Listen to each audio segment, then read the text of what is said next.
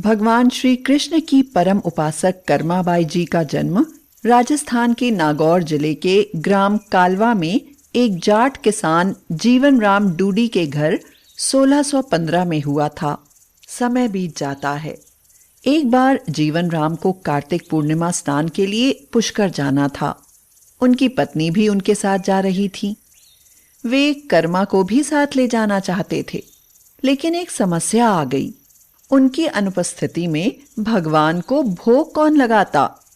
इसलिए उन्होंने कर्मा को यह जिम्मेदारी सौंपी और बोले, बेटी कर्मा, हम दोनों पुष्कर स्नान के लिए जा रहे हैं। तुम सुबह भगवान को भोग लगाना और उसके बाद ही भोजन करना।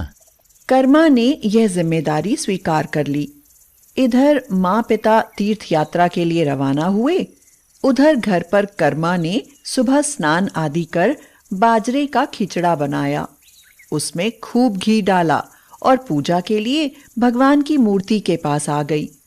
थाली सामने रखी और हाथ जोड़कर बोली, हे प्रभु, भूख लगे तब भोग लगा लेना, तब तक मैं घर के और काम कर लेती हूँ। इसके बाद वह काम में जुट गई। बीच बीच में वह थाली देखने आती, लेकिन भगवान ने खिचड़ा नहीं खाया। थाली वैसे ही रखी हुई थी जैसी कर्मा कुछ देर पहले छोड़कर गई थी। काफी देर होने के बाद भी जब भगवान ने भोग नहीं लगाया तो उसे चिंता हुई। उसने सोचा, क्या खिचड़े में घी की कमी रह गई या थोड़ा और मीठा होना चाहिए था? उसने और गुड़ व घी मिलाया और वहीं बैठ गई, लेकिन भगवान ने फिर भी नहीं खाया। तब उसने कहा, हे प्रभु, आप भोग लगा लीजिए। माँ बाबू पुष्कर नहाने गए हैं, आपको जिमाने की जिम्मेदारी मुझे दी गई है, इसलिए आपके भोग लगाने के बाद ही मैं खाना खाऊंगी। हाँ। लेकिन भगवान फिर भी नहीं आए। माँ बाबू जब जिमाते हैं तो भोग लगा लेते हो, और आज इतनी देर कर दी। खुद भी भूखे बैठे हो और मुझे भी भूखी रखोगे। लेकिन भगवान फिर भी नहीं आए और कर्मा का खिचड़ा वहीं रखा हुआ था। कर्मा ने और इंतजार किया और बोली, तुम्हें मेरे हाथ से ही खिचड़ा खाना होगा। माँ बापू को आने में कई दिन लग जाएंगे। तुम जीम लो ना, वरना मैं भी भूखी ही रह जाऊंगी। और मुझे अच्छे अच्छे व्यंजन बनाने नहीं आते हैं और ना ही विधि विधान से पूजा करनी आती है। इस रूखे सूखे खिचड़े से ही आपको गुजारा करना पड़ेगा प्रभु। दोपहर बीत गई, शाम होने लगी थी, लेकिन कर्मा ने कुछ भी नहीं खाया। आखिरकार कर्मा की जिद देखकर कृष्ण को आना ही पड़ा और वह बोले, अरे कर्मा, तुमने पर्दा तो किया ही नहीं, ऐसे भोग कैसे लगाऊं? यह सुनकर कर्मा ने अपनी चुन्नी से छाया की और उसी की छाया में कृष्ण ने खिचड़े का भोग लगाया। थाली पूरी खाली हो गई। कर्मा बोली, भगवान, इतनी सी बात थी तो पहले बता देते, खुद भी भूखे रहे और मुझे भी भूखा रखा। कुछ दिनों बाद जीवन राम और उनकी पत्नी पुष्कर से घर लौटे। देखा, जाते समय तो मटका पूरा गुड़ से भरा था, अब खाली कैसे? कर्मा की माँ ने कर्मा को बुलाया और पूछा, बेटी, गुड़ कहाँ है? कर्मा ने बताया कि रोज भगवान कृष्ण उसके पास आते और खिचड़े का भोग लगाते। कहीं मिठास कम ना हो जाए, इसलिए खिचड़े में गुड़ कुछ ज्यादा डाल दिया। उसने पहले दिन हुई परेशानी के बारे में भी बता दिया। यह कैसे संभव है? उन्हें चिंता भी हुई कि बेटी बावली तो नहीं हो गई है। उन्होंने मन को दिलासा देने के लिए कहा, शायद कर्मा ही पूरा गुड़ खा गई होगी। इस पर कर्मा ने कहा, अगर आपको यकीन नहीं है ना तो कल देख लीजिएगा, मैं खुद भगवान को भोग लगाऊंगी। दूसरे दिन कर्मा ने खिचड़ा बनाया, गुड़ और घी डालकर थाली मंदिर में रख दी, चुन्नी से पर्दा किया और प्रार्थना की, हे ईश्वर, मेरे सत्य की रक्षा करना अब आपके हाथ में ही है। भक्त की पुकार सुनकर कृष्ण खिचड़ा खाने आ गए। जीवन राम और उनकी पत्नी यह दृश्य देखकर आश्चर्य में थे। कर्मा के पिता ने सोचा, जिस भगवान को प्राप्त करने वे तीर्थ यात्रा पर गए थे, वे भगवान तो उनके घर में विराजमान थे। उन्होंने कर्माबाई से कहा, बेटी कर्मा, आज से तुम ही भगवान की सेवा करना और रोज भगवान को अपने हाथ से भोग लगाना। ऐसा सुनकर कर्माबाई बहुत प्रसन्न हुई और इसी प्रकार रोज सुबह जल्दी उठकर अत्यंत प्रेम भाव से श्री कृष्ण को भोग लगाने लगी। कुछ वर्ष बाद कर्मा के माताजी और पिताजी स्वर्ग सिधार गए।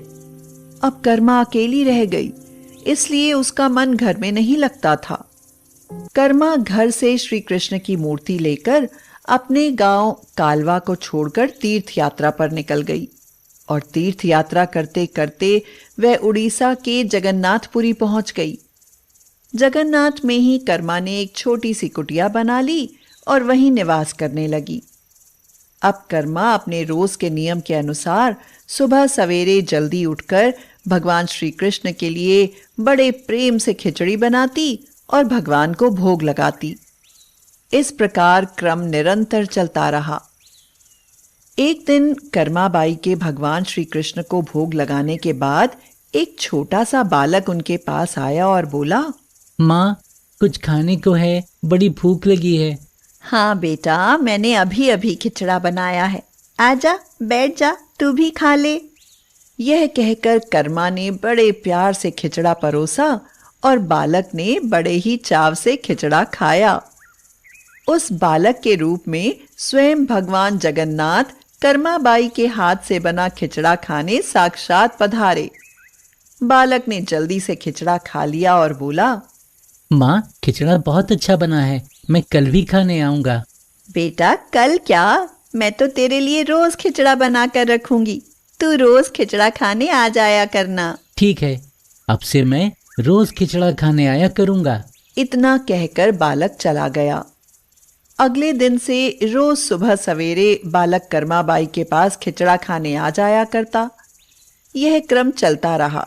एक दिन कर्माबाई की कुटिया के पास एक साधु आया और उसे बातों ही बातों में पता चला कि बिना स्नान किए श्री कृष्ण के लिए वह खिचड़ा बनाती है तथा उनको भोग लगाती है। तब साधु ने कर्माबाई से कहा, बेटी, बिना स्नान किए भगवान को भोग लगाने से पाप पड़ता है। तुम रोज सुबह नहाकर विधि विधान से भगवान को भोग लगाया करो। भोली भाली कर्माबाई ने साधु की बात मान ली और सुबह जल्दी उठकर स्नान करके पूरी विधि विधान से भगवान के लिए खिचड़ा बनाने लगी।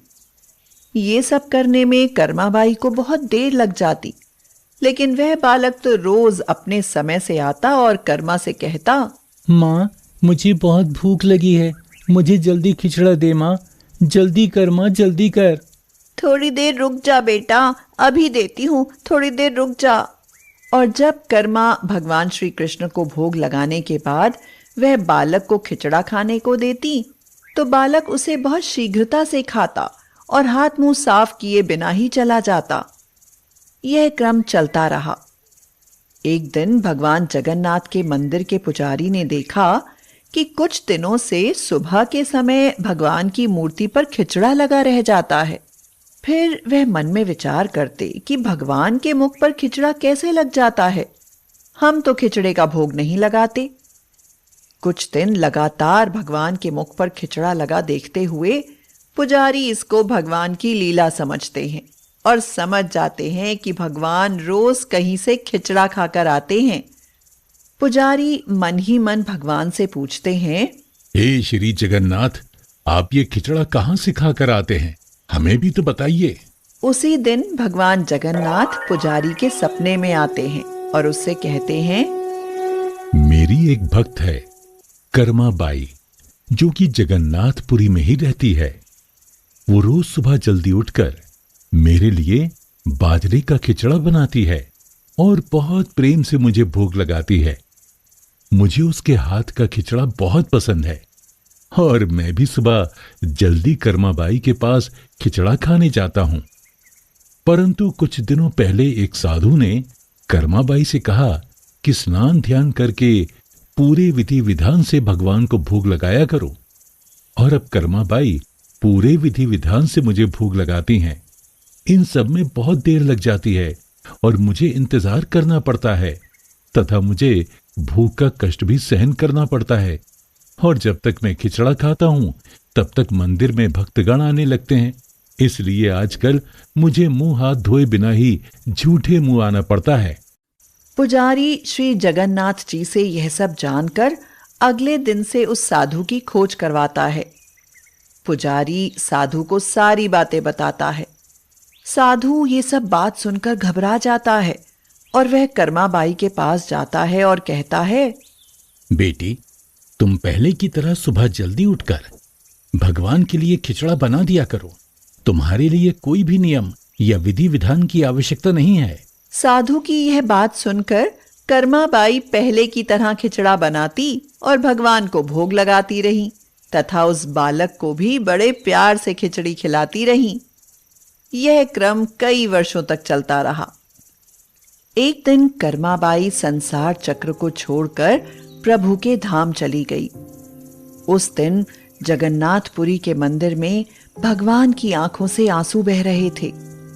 यह देखकर मंदिर के सभी पुजारी और जगन्नाथपुरी के राजा मंदिर में उपस्थित हो गए और भगवान से विनती करने लगे कि हे ईश्वर, हम लोगों से कोई अपराध हुआ है क्या, जिसके कारण जगत के पालनहार की आंखों से आंसू निकल रहे हैं।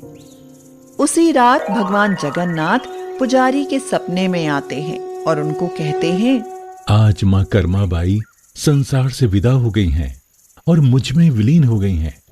अब मुझे रोज सवेरे सवेरे बाजरे का खिचड़ा कौन खिलाएगा? अगले दिन सभी पुजारियों तथा राजा ने आपस में राय ली और यह आदेश जारी किया कि आज से भगवान श्री जगन्नाथ जी को कर्माबाई जी के नाम से बाजरे के खिचड़े का भोग लगाया जाएगा, जिससे कभी भी भगवान को मां कर्माबाई की कमी महसूस ना हो। आज भी भगवान जगन्नाथ को 56 भोग लगाने से पहले बाजरे के खिचड़े का भोग लगाया जाता है।